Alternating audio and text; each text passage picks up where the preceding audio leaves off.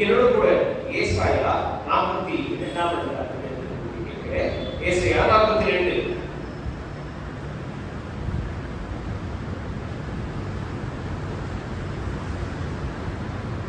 நாம கிட்டத்தட்ட 2 மாதங்களாக இந்த ஏசாயா 42ஆம் அதிகாரத்திலிருந்து தான் தியானிக்கிறோம். இன்றைக்கும் ஏசாயா 42 9ஆம் வசனத்துல இருந்து நாம் நேரம் எடுத்து 9ஆம் வசனம் நான் உங்களுக்காக வாசிக்கிறேன். ஏசாயா 42:9. பூர்வ காலத்தில் தெரிவிக்கப்பட்டவைகள் இதோ நிறைவேறனாயின, புதியவைகளையும் நானே அறிவிக்கிறேன். அவைகள் தோன்றாததற்கு முன்னே அவைகளை உங்களுக்கு சொல்லுகிறேன். இன்றைக்கும் நாம நேரம் எடுத்து தியானிக்க போகிற தலைப்பு இந்த 9ஆம் வசனத்தினுடைய நடுவு பகுதியில் இருக்கிறது. புதியவைகளையும் நானே அறிவிக்கிறேன். இங்கே ஆண்டவர் ஏசாயா தீர்க்கதரிசியிடம் சொன்ன இந்த வார்த்தைகளை நாம் கவனத்தில் வைக்க வேண்டும். புதியவைகளையும் நானே அறிவிக்கிறேன். அது என்ன புதியவைகள்? இங்கே இந்த இஸ்ரவேல் மக்களுக்கு அவசியமான தேவையான இந்த வார்த்தையை ஆண்டவர் ஏன் தர வேண்டும், எதற்காக தர வேண்டும்? இதை நாம கவனித்து பார்த்தாலே இதனுடைய பின்னணியை நாம் சற்று புரிந்து கொள்ள முடியும். குறிப்பா நம்முடைய வாழ்க்கையை இந்த 2024 நம்ம திரும்பி பார்த்தோம்னா என்னன்னு சொல்லுவோம்? ஒரு சில பேர் என்ன சொல்லுவோம்? நம்ம ரொம்ப ரொம்ப ரொம்ப பலவீனமான சோர்வான ஒரு வருடம். இந்த 2024 நான் திரும்பி பார்த்தா ரொம்ப டயர்டா இருக்கு. அவ்வளவு வேலை, அவ்வளவு அலைச்சல். ஒரு சிலர் ஒவ்வொரு நாளும் கஷ்டமும் பாடுகள் தான், நிம்மதியே இல்லை. வாழ்க்கையில எதெல்லாம் பார்க்கணுமோ அந்த 2024 நான் பார்த்துட்டேன். ஒரு சிலர் என்ன சொல்லுவாங்க? 2023 போலதான் 2024, ஒரு மாற்றமும் கிடையாது. அதே வேலை, அதே சூழ்நிலை, அதே பிரச்சனை, அதே பாடுகள், எல்லாம் மாயை மாயை, வேற ஒன்றும் இல்லை. இன்னைக்கு நம்ம ஒவ்வொருத்தருடைய சிந்தை வேறுபட்டிருக்கோம். இதுல என்னங்க புதுசா இருக்கு, இதுல என்னங்க நாம ஒரு பெரிய ஒரு காரியத்தை பார்ப்போம், இதுதான் நம்மளுடைய எண்ணம். இங்க இஸ்ரவேல் மக்களுக்கும் அதேதான். அசீரியர்கள் கையில தோற்று போனார்கள். பாபிலோனியர்கள் கையில அவர்கள் அடிமைகளாக இருந்தார்கள். 70 வருஷம் அடிமையுடைய வாழ்க்கை என்ன? 1 வருஷம், 2 வருஷம், 3 வருஷம் அடிமைதான். நிஜமா என்ன சொல்றாரோ அதான் கேட்கணும். என்ன வேலை செய்யணுமோ அதுதான் ஃபுல்லா செஞ்சுட்டே இருக்கணும். எந்த மாற்றமும் இல்லை. இந்த மக்களுடைய எண்ணமும் நோக்கமும் என்ன? ஆண்டவரை கைவிட்டாதே, ஆண்டவர் நமக்கு எதுவுமே செய்யல, நாம இங்க இவ்வளவு கஷ்டப்படுறோம், நாம இங்க இவ்வளவு வேதனை அனுபவிக்கிறோம். இந்த இஸ்ரவேல் மக்களுடைய எண்ணமும் நோக்கமும் விபரீதமாக இருக்குது. இன்றைக்கு நாமும் கூட நம்முடைய சொந்த வாழ்க்கையில, சொந்த இருதயத்தில இந்த காரியத்தை நம்ம சொல்லுவோம். என் வாழ்க்கையில ஒன்றும் புதுசா ஒன்றும் நடக்கல, எல்லாம் அப்படியே தான் இருக்கு, ஏதோ மாறல, ஏதோ ஆனா புதுசா ஒன்று செய்யணும்னு கொண்டு வந்தாலும் பிரச்சனையில போய் சிக்கிக்கிறேன், என்னால எதையும் சாதிக்க முடியும். இஸ்ரவேல் மக்களுடைய நிலை எப்படியோ அப்படிதான் இன்றைக்கும் நாம ஒரு சிலருடைய நிலைமை. மாற்றங்களுக்காக நம்ம அதிகமாக ஆர்வத்தோடு நாட்டத்தோடு எதிர்பார்க்கிறோம். ஆனா மாற்றம் நடக்கல, மாற்றம் வரல. இங்கே ஆண்டவர் ஏசாயா தீர்க்கதரிசி மூலமாக இந்த ஒரு வார்த்தையை சொல்கிறார். புதியவைகளை நானே அறிவிக்கிறேன். என்ன சொல்கிறார்? இங்க வாசிக்க பாருங்க. 8வது வசனம். நான் கர்த்தர், இது என் நாமம், என் மகிமையை வேறொருவனுக்கும் என் துதியை விக்கிரகங்களுக்கும் கொடேன். பூர்வ காலத்தில் தெரிவிக்கப்பட்டவைகள் இதோ நிறைவேறலாயின, புதியவைகளையும் நானே அறிவிக்கிறேன், அவைகள் தோன்றாததற்கு முன்னே அவைகளை உங்களுக்கு சொல்லுவேன்.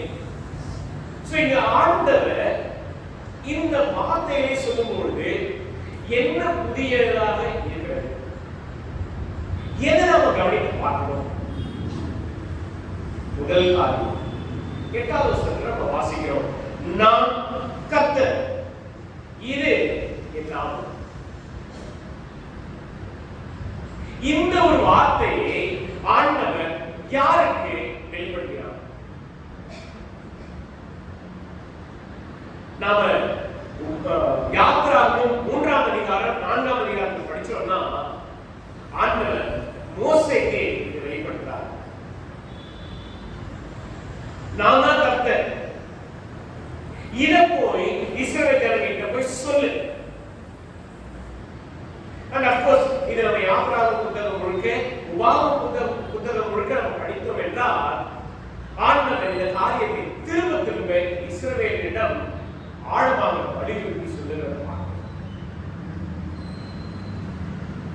நான் தான் உங்களுடைய கர்த்தர், என்னுடைய மகிமையை நான் வேற யாருக்கும் தரமாட்டேன்.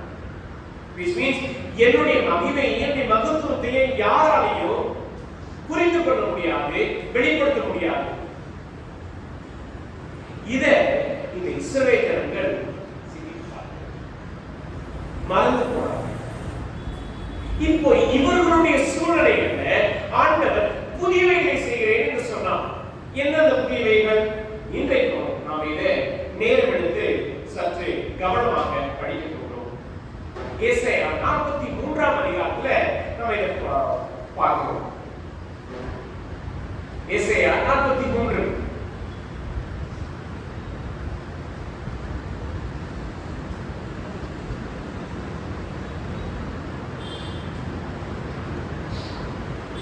முதல் வசனம் பாருங்க. இப்போதும் யாக்கோபே, உன்னை சிருஷ்டித்தவரும் இஸ்ரவேலே உன்னை உருவாக்கினவருமாகிய கர்த்தர் சொல்லுகிறாரே, பயப்படாதே, உன்னை மீட்டுக் கொண்டேன், உன்னை பேர் சொல்லி அழைத்தேன், நீ என்னுடையவன். இங்க ஆண்டவர் இந்த வார்த்தைகளை இஸ்ரவேல் மக்களுக்கு மறுபடியும் என்ன பண்றாருன்னா உறுதிப்படுத்துகிறார். இதை நம்ம எங்க பார்க்கிறோம்? உபாகமம் 6ஆம் அதிகாரம் 7ஆம் அதிகாரத்துல நம்ம பார்க்கிறோம். நான் உன்னை தெரிந்து கொண்டேன், நான் உண்மையில அன்பு வச்சு உன்னை என்னுடைய ஜனமாக இந்த பூமியிலே ஸ்தாபித்தேன், நிலைநாட்டினேன். அதேதான் இங்க 43ஆம் அதிகாரம் முதல் வசனத்துல ஆண்டவர் சொல்லுகிறார், நான் உன்னை ஏற்றுக்கொண்டேன், நான் தான் உன்னை உருவாக்கினேன், நான் தான் உன்னை சிருஷ்டித்தேன், உன்னை பேர் சொல்லி அழைத்தேன். இந்த இஸ்ரவேல் ஜனங்களுடைய நினைப்பு என்னன்னா, அந்நிய தேசத்துல போயிட்டோம், அடிமைகளாயிட்டோம், நம்முடைய வாழ்க்கை, நம்மளுடைய செயல்பாடுகள் எல்லாமே பலவீனமாக சோர்ந்து போய் ரொம்ப மோசமான ஒரு நிலையில இருக்கு. நம்பிக்கை இல்லை, ஆண்டவருடைய பாதுகாப்பு இல்லை, எதுவுமே கிடையாது. இன்னும் சொல்ல போனா ஆண்டவரோடு கூட இருக்கிற உறவும் ஐக்கியமும் இல்லாமல் இருந்தார்கள். ஆனா ஆண்டவர் இஸ்ரவேல் மக்களுக்கு சொன்னாரு, உன்னை மீட்டுக் கொண்டேன், உன்னை பேர் சொல்லி அழைத்தேன், நீ என்னுடையவன். நீ உன்னுடைய நிலையை பார்த்து நீ சோர்ந்து போனாலோ, இல்ல நவீனப்பட்டு போனாலோ, இல்ல கவிழ்ந்து போனாலோ பயப்படாது. நான் உன்னை பேர் சொல்லி அழைத்திருக்கிறேன். இரண்டாவது காரியம் பாருங்க, 2ஆவது வசனத்துல நம்ம வாசிக்கிறோம், நீ தண்ணீரை கடக்கும் பொழுது நான் உன்னோட இருப்பேன், நீ ஆறுகளை கடக்கும் போது அவைகள் உன்மேல் புரளுவதில்லை, நீ அக்கினியில் நடக்கும்போது வேகாதிருப்பாய், அக்கினி சுவாலை உன்பேரில் பற்றாது. இந்த வசனத்தெல்லாம் படிக்கும் பொழுது நமக்கு ஆண்டவர் நமக்கு கொடுத்த ஒரு நல்ல ஒரு வாக்குத்தத்தம். புது வருஷத்துல நமக்கு இந்த ஒரு வாக்குத்தத்தம் இருந்தா நல்லா இருக்கும். என்ன பிரச்சனை வந்தாலும், எவ்வளவு கொடுமையான சூழ்நிலை வந்தாலும் ஆண்டவர் நம்மளை பாதுகாக்கிறேன்னு சொல்றாரு. ஆண்டவர் நம்மளை எல்லா விதத்திலையும் அரவணைத்து உதவி செய்கிறேன் என்று சொல்கிறார். எவ்வளவு நல்ல வார்த்தை. நம்ம இதை படிக்கும் பொழுது நாம புரிஞ்சுக்கிறோம், அதே சமயத்துல நமக்கு சந்தோஷமா இருக்கிறது. ஆனா அந்த சூழ்நிலைகள்ல நாம் கர்த்தரை நம்புகிறோம். இந்த வார்த்தைகளை நாம் உண்மையாகவே நம்முடைய இருதயத்தால் விசுவாசித்து அதை கடந்து வாழக்கூடியவர்களாக இருக்கிறோமா? இங்க வாசிக்க, நீ தண்ணீர்களை கடக்கும் பொழுது நான் உன்னோடு இருப்பேன். உங்களுடைய வாழ்க்கையில பிரச்சனைகள் போராட்டங்கள் இருந்தாலும், நீ அதை மேற்கொண்டாலும், நீ அதிலேயே தத்தளித்து தவித்து போனாலும், அடுத்து நீ ஆறுகளை கடக்கும்போது அவைகள் உண்மையில் புரளுவதில்லை. நீ அக்கினியில் நடக்கும்போது வேகாமல் இருப்பாய், அக்கினி சுவாலை உன் பேரில் பற்றாது. ப்ளீஸ், இதெல்லாம் ஓகே, அப்படி ரியலா நிஜமா நடக்கணும்னா கிடையாது. நான் இயேசுவை நம்புறேன், ஆண்டவர் அக்கினி எல்லாம் என்ன ஒண்ணு பண்ணாத அப்படின்ட்டு நீங்க கைச்சிங்கன்னா ஆப்வியஸ்லி சொல்லுவோம். இங்கே ஆண்டவர் கொடுப்பது சொல்வது எல்லா விதமான வாழ்க்கை பிரச்சனைகளையும் போராட்டங்களையும் நான் உனக்கு நான் உன்னை பாதுகாப்பேன், நான் உன்னை பலப்படுத்துவேன். அடுத்த வாசிக்கிறார் 3ஆம் வசனம். நான் இஸ்ரவேலின் பரிசுத்தரும் உன் இரட்சகருமாய் இருக்கிற உன் தேவனாகிய கர்த்தர் உன்னை மீட்கும் பொருளாக எகிப்தையும் உனக்கு ஈடாக எத்தியோப்பியாவையும் சேபாவையும் கொடுத்தேன். இந்த ஆண்டவர் இந்த இஸ்ரவேல் மக்களுக்கு திரும்பவும் ஒரு காரியத்தை வெளிப்படுத்துகிறார். நான் தான் உங்களுடைய இரட்சகர், நான் தான் உங்களுடைய தேவன். இதை திரும்ப திரும்ப திரும்ப படிக்கிறார். இதெல்லாம் நம்ம படிக்கும் பொழுது இதெல்லாம் புதுசா, இதெல்லாம் ஏற்கனவே சொல்லப்பட்டிருக்கிறது, இதில் என்ன புதிய காரியம் இருக்கிறது? இங்கதான் நாம ரொம்ப கூர்ந்து பாருங்க. 7ஆம் வசனத்தை நம்ம வாசிக்கிறோம். 7ஆம் வசனம். நான் என் மகிமைக்கென்று சிருஷ்டித்து உருவாக்கி படைத்து என் நாமத்தில் அழைக்கப்பட்ட யாவரையும் கொண்டு வா என்பேன். ஓகே. 8ஆம் வசனம். கண்கள் இருந்தும் குருடராய் இருக்கிற ஜனத்தையும் காதுகள் இருந்தும் செவிடராய் இருக்கிறவர்களையும் புறப்பட்டு வரப்படுங்கள். இங்கே ஆண்டவர் யாரை குறித்து சொல்லுகிறார் பாருங்க. இங்கே என்னுடைய மகிமைக்கென்று உருவாக்கி படைத்தவர் எல்லாரையும் என்ன பண்ணுவேன்? கூட்டி சேர்ப்பேன், கொண்டு வருவேன். இங்கே ஆண்டவர் இஸ்ரவேல் மக்களுக்கு திரும்பவும் அவர்களுடைய விசுவாசத்தையும் நம்பிக்கையை தூண்டும்படியாக இந்த வாக்குத்தத்தத்தை தருகிறார். இது எல்லாம் பார்க்கும்போது ஓகே, இதெல்லாம் முன்னாடி ஆண்டவர் ஒவ்வொரு தீர்க்கதரிசிகள் மூலமாக, ஒவ்வொரு இஸ்ரவேல் தலைவர்கள் மூலமாக ஆண்டவர் கொடுத்தார். ஆனா இதுல என்ன ஸ்பெஷல்? இதுல அப்படி என்ன ஒரு புதிய காரியம் இருக்கிறது? இப்பதான் நம்ம ஏசாயா 42 நம்ம வாசிக்கிறோம். கடந்த வாரங்களில் படித்தோம். இந்த அதிகாரம் குறிப்பிட்டு ஆண்டவராகிய இயேசுவானவரை மையப்படுத்தி அவருடைய வாழ்க்கை, அவருடைய குணாதிசயம், அவருடைய ஊழியம், இதை குறித்தாக நாம இந்த 42ஆம் அதிகாரத்தில் படித்தோம். எப்படி ஆண்டவராகிய இயேசுவானவர் தேவனால் தெரிந்து கொள்ளப்பட்ட ஒரு தாசன், ஆண்டவர் அவருடைய ஆவியை அவர் மேல தங்கியிருக்க பண்ணினார். அது மாத்திரமல்ல, அவருடைய அவருடைய குணாதிசயங்கள் என்ன? அவர் கூக்குரலிட மாட்டார், அவர் யாரையும் அசட்டை பண்ண மாட்டார். அதே சமயத்துல அவருடைய ஊழியம் செயல்பாடுகள் என்னவா இருக்கும்? கண் பார்வை இல்லாத குருடர்களுக்கு பார்வையை கொடுக்கும்படி, நம்பிக்கையை கொடுக்கும்படி அவருடைய ஊழியம் அவருடைய வார்த்தை இல்லை. இப்ப இந்த அடிப்படையில 42ஆம் அதிகாரம் 9வது வசனத்தில் படிக்கிறோம். புதியவைகளையும் நானே அறிவிக்கிறேன். இது எல்லாமே இஸ்ரவேல் ஜனங்களுக்கு புதியது. ஏன்னா இத்தனை ஆண்டுகளாக, இத்தனை நாட்களாக இஸ்ரவேல் மக்களை நடத்திய தலைவர்கள், நடத்தின மத குருக்கள், இவங்களுடைய தன்மை எல்லாமே ஆண்டவராகிய இயேசுவினுடைய தன்மையை போல இல்லை. அவர்கள் என்ன எந்த அளவுக்கு இரக்கமா இல்லை. அவர்கள் யாவரும் பசுத்த ஆவியினால நிரப்பப்படல. அவர்கள் யாருமே நேர்த்தியாக சரியாக இஸ்ரவேல் மக்களுக்கு என்ன பண்றாங்கன்னா கர்த்தருடைய வார்த்தையை படித்து கொடுக்கவோ இல்லை அருளவோ கிடையாது. எல்லாம் அவங்களுடைய விருப்பத்தின்படி, அவங்களுடைய எண்ணத்தின்படி செயல்பட்டாங்க.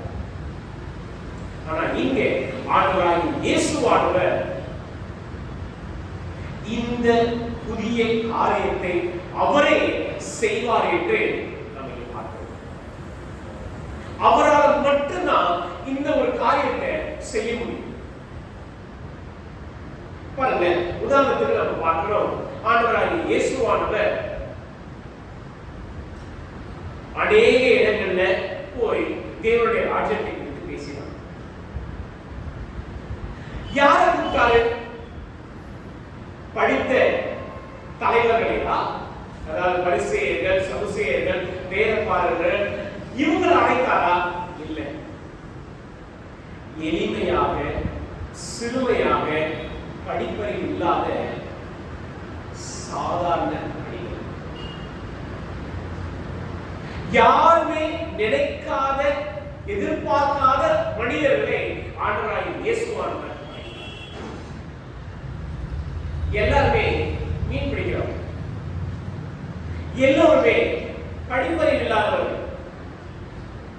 அவர்கள் கொஞ்சம் வாழ்க்கை அனுபவம் இருக்கும், அவ்வளவுதான் தவிர ஆழமான அடிப்படையோ வேத அறிவோ இல்லாதவர்கள்.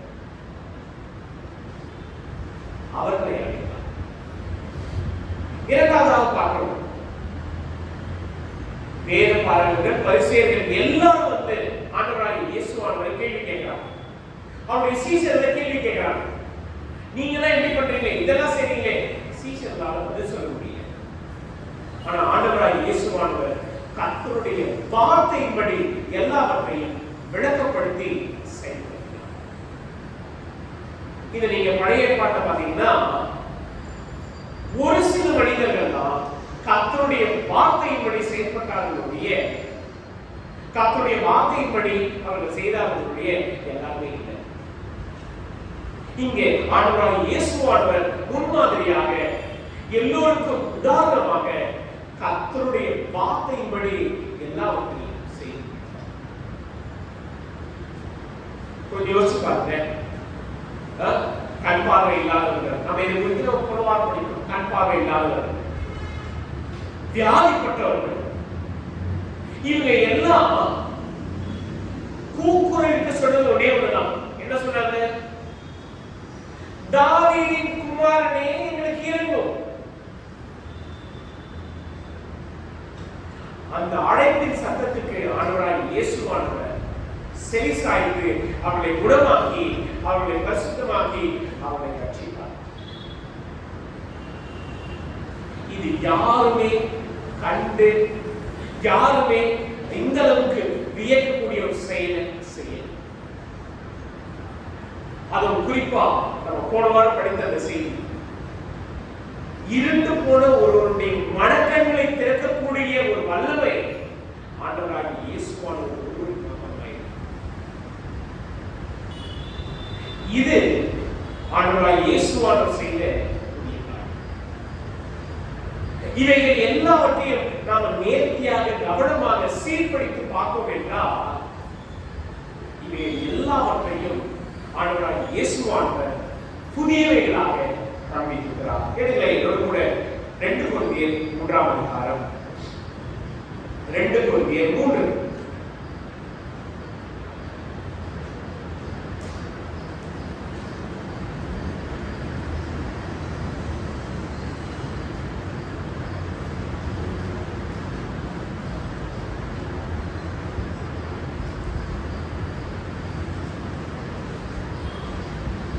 இங்கே பவுல் அவர்கள் இந்த ஒரு வார்த்தையை சொல்கிறார்கள்.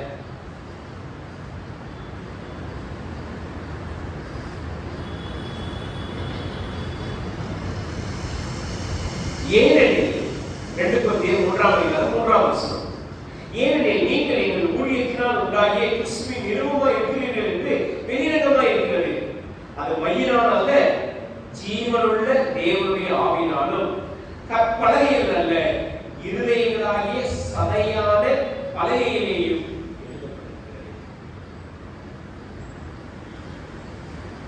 இங்கே பவுல் அவர்கள் ஜீவனுள்ள தேவனுடைய வார்த்தை நம்முடைய இருதயமாகிய பலகையில என்ன பண்றதுன்னா, சாதாரண வாசிக்கிறோம், இருதயங்களாகிய சதையான பலகையிலே. இது அழிக்க முடியாது, இது ஆணித்தரமானது. இருதயத்தையும் சிந்தனையையும் நம்முடைய எண்ணத்தையும் மாற்ற முடியும். பவுல் அவர்கள் இதை சொல்லும் பொழுது பழைய ஏற்பாடு எப்படி கொடுக்கப்பட்டது இதை சொல்ல அந்த கட்டளைகள் ஆண்டவர் மோசே அவர்களுக்கு கொடுக்கும் பொழுது அந்த 10 கட்டளைகளை இந்த கற்பலகையில எழுதி கொடுக்கிறார். ஆனா இது பலகையில் எழுதப்படல, இருதயத்தில் எழுதப்பட்டது. இந்த ஒரு காரியத்தை ஆண்டவராகிய இயேசுவானவர் அவருடைய ஆவியினாலே செய்கிறார். அடுத்ததாக நாம் இங்கு வாசிக்கிறோம் 1 கொரிந்தியர் 3ஆம் அதிகாரம் 1 கொரிந்தியர் 3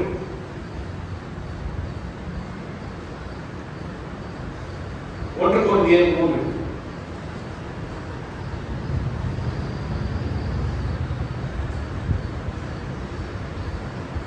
16ஆம் வசனம்.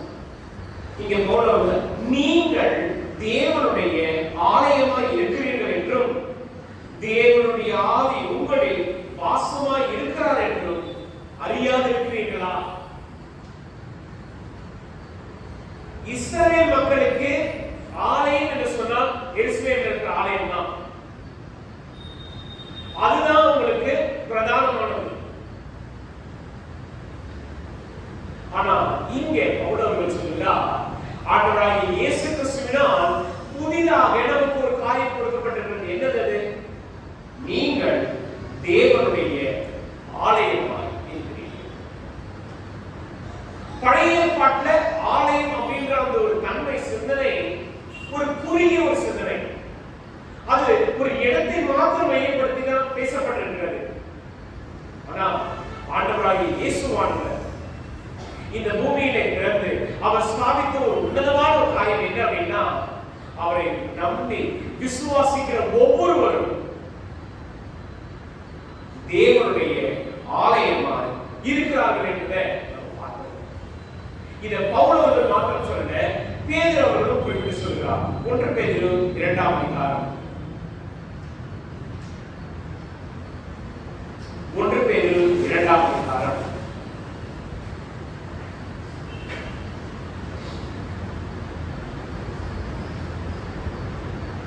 5வது வசனம்.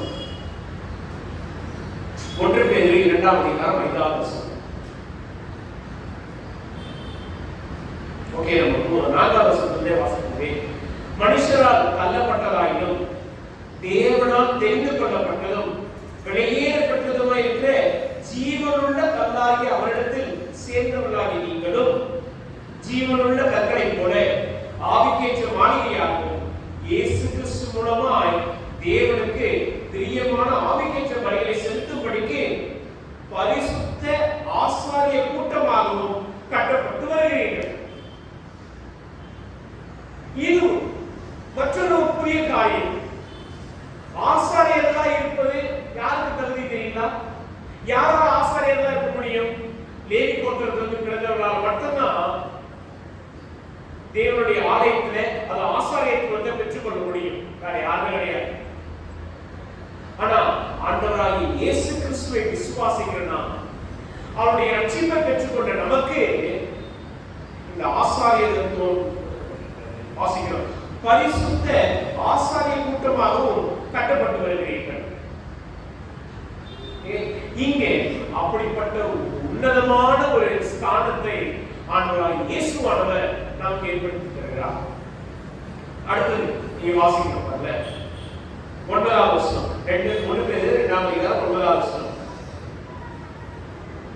நீங்களும் உங்களை அந்த காலத்தில் என்று தம்முடைய ஆச்சரியமான ஒளியிடத்திற்கு வரவழைத்தவருடைய புண்ணியங்களை அறிவிக்கும்படிக்கு தெரிந்து கொள்ளப்பட்ட சந்ததியாயும் ராஜரீகமான ஆசாரிய கூட்டமாயும் பரிசுத்த ஜாதியாயும் அவருக்கு சொந்தமான ஜனமாயும் இருக்கிறீர்கள்.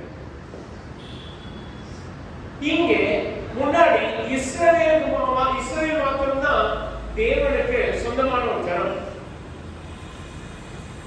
புதிய காரியமாக ஆண்டவராகிய இயேசுவானவர் செய்தது என்ன தெரியுமா? நாமும் அவருக்கு சொந்தமான ஜனங்களா இருக்கும்படி நம்ம என்ன பண்ணியிருக்காருன்னா நம்மை எல்லா விதத்திலும் நம்முடைய பாவ நிலையிலிருந்து நம்மை மீட்டு ஒளியினிடத்தில் கொண்டு வருகிறார். 10வது வசனம், முன்னே நீங்கள் தேவனுடைய ஜனங்களாய் இருக்கவில்லை, இப்பொழுதோ அவருடைய ஜனங்களாய் இருக்கிறீர்கள். முன்னே நீங்கள் இரக்கப்பெறாதவர்களாய் இருந்தீர்கள், இப்பொழுதோ இரக்கம் பெற்றவர்களாய் இருக்கிறீர்கள். இது ஆண்டவராகிய இயேசுவானவர் ஏற்படுத்தின புதிய காரியம். இந்த அடிப்படையில் ஒவ்வொரு விஷயத்தையும் நம்ம கவனித்து பார்க்கும் பொழுது நாம் எவ்வளவு ஆசீர்வதிக்கப்பட்டோம். ஒரு புதிய காரியத்தை தேவன் ஏசாயா தீர்க்கதரிசியை கொண்டு இந்த ஜனங்களுக்கு அறிவித்திருக்கிறார். அவர்களால் பார்க்க இயலவில்லை.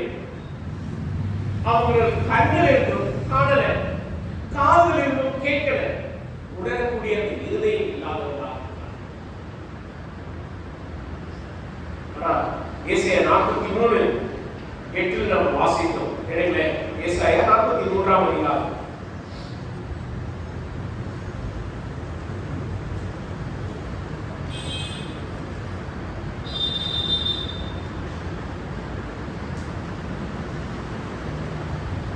ஏழாவது வசனம் வாசித்தோம்.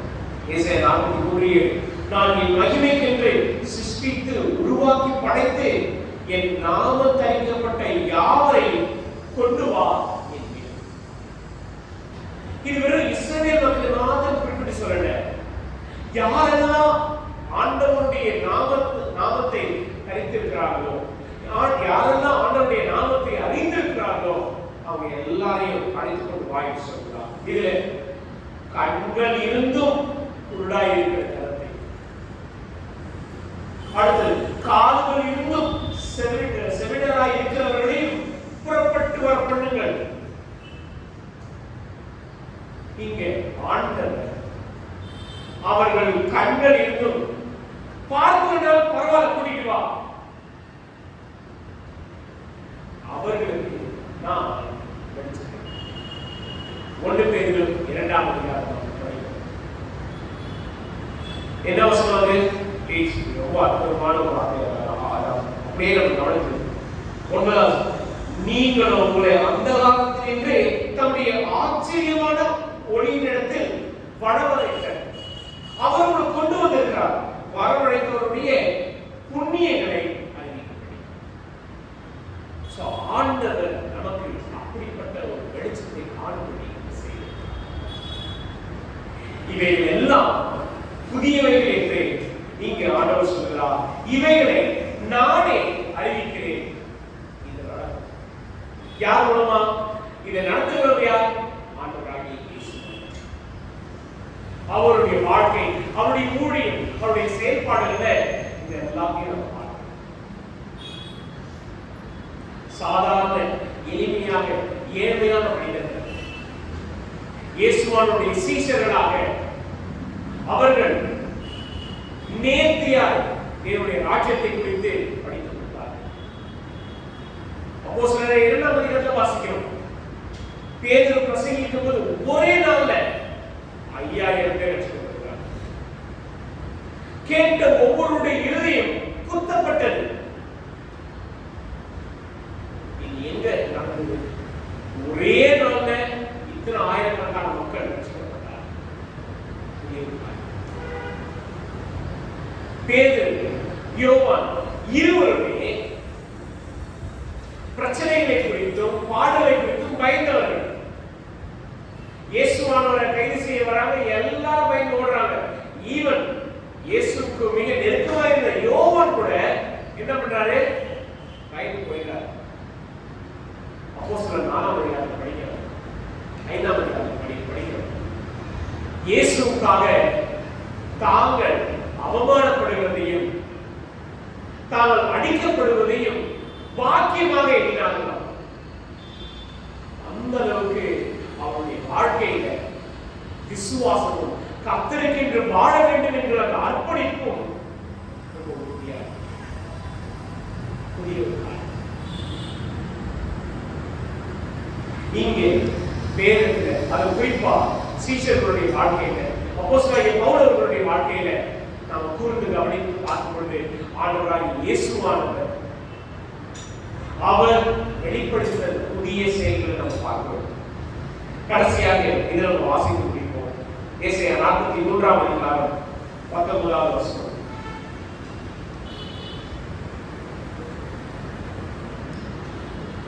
ஏசாயா 43:19வது வசனம். இதோ நான் ஒரு புதிய காரியத்தை செய்கிறேன், இப்பொழுதே அது தோன்றும், நீங்கள் அதை அறியீர்களா? நான் வனாந்திரத்திலே வழியையும் அவாந்திர வழியிலே ஆறுகளையும் உண்டாக்குவேன். நான் தெரிந்து கொண்ட என் ஜனத்தின் தாகத்துக்கு வனாந்திரத்திலே தண்ணீர்களையும் அவாந்திர வழியிலே ஆறுகளையும் உண்டாக்குவதினால் காட்டு மிருகங்களும் வலுசற்பங்களும் கோட்டான் குஞ்சுகளும் என்னை கனம் பண்ணும். இந்த ஜனத்தை எனக்கென்று ஏற்படுத்துகிறேன், இவர்கள் என் துதியை சொல்லுகிறார். ஆண்டவர் கொடுத்த ஒரு உன்னதமான வார்த்தை, ஒரு புதிய காரியத்தை செய்கிறேன். சரி, நாம எதிர்பார்க்கிறது புது வருஷத்துல ஆண்டவர் நமக்கு என்ன ஒரு புதிய காரியத்தை செய்யணும் அப்படின்றது நம்ம எதிர்பார்க்கிறோம். அது நம்ம வேலையாக இருக்கலாம், நம்ம குடும்ப வாழ்க்கையாக இருக்கலாம், இல்ல நம்முடைய சொந்த காரியங்கள் எது வேணாலும் இருக்கலாம். ஆனா இங்கே ஆண்டவர் சொல்லுவது ஒரு புதிய காரியத்தை நான் செய்கிறேன். புதிய காரியத்தை செய்கிறவன் பழையவைகளை மறந்து விடுவோம், பழையவைகளை கலைத்து போடுவோம். இந்த 2024 திரும்ப வரப்போறது கிடையாது. திரும்ப வரப்போகாத ஒரு வருஷத்தை நாம நினைத்து பார்த்து என்னவா இருப்போம்? இன்னும் கசப்பையும், இன்னும் பலவீனத்தையும், இன்னும் பழைய வாழ்க்கையை குறித்தே நம்ம நினைக்கிறோம். நம்ம எத்தனை பேர் 2023 திரும்பி பார்த்துருக்கோம்? முடிஞ்சு போச்சு அவ்வளவுதான். 2023 என்னென்ன நடந்தது எல்லாத்தையும் நம்ம யோசிச்சு வச்சுக்கோங்களேன். இப்படியா அப்படியே இதெல்லாம் நடக்கும் பொழுது, கஷ்டமான காரியங்கள் நடக்கும் பொழுது நாம உண்மையிலேயே மகிழ்ச்சியோடு ஆனந்தத்தோடு இருக்குமா? 2024 நான் கடந்து வந்த ஒவ்வொரு சம்பவங்களும், ஒவ்வொரு சூழ்நிலைகளும் நமக்கு ஒரு பாடமாக அமைந்தது. நாம இன்னும் ஆவிக்குரிய ரீதியில வளரும்படி நமக்கு கொடுக்கப்பட்ட நல்ல ஒரு படிப்பினை. அந்த தன்மையோடு நாம் ஏற்றுக்கொண்டு 2025 ஆண்டவர் புதிய காரியத்தை செய்யும்படி நம்முடைய இருதயத்தை நாம அர்ப்பணிப்போம் என்றால் நிச்சயமா அவர் நமக்கு உதவி செய்வார். வாசிக்க பாருங்க 19வது வசனத்துல 18 படிக்கிறோம். முன்னிலைகளை நினைக்க வேண்டாம். ஆனா நம்ம மனிதனாகி நம்முடைய பிரச்சனையே அதான்.